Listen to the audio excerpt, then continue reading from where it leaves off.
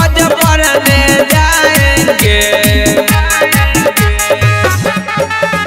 एक दूसरे को गले लगाएंगे, सब मिल के ईद मनाएंगे।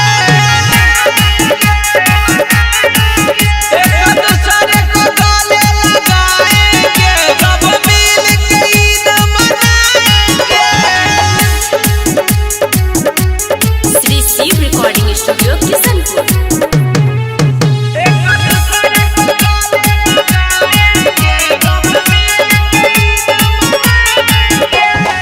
सारे मुस्लिम भाई हम सब मिलेंगे ईदगाह में।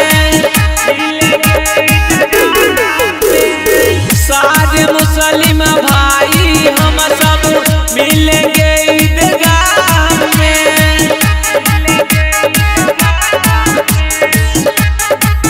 एक दूसरे को गले लगाएंगे, सब मिल के ईद मनाएंगे।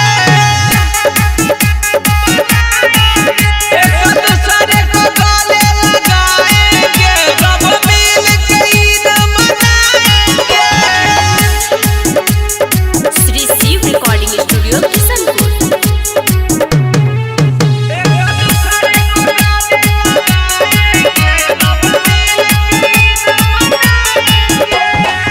नवजादा करके हम सब घर अपना आएंगे।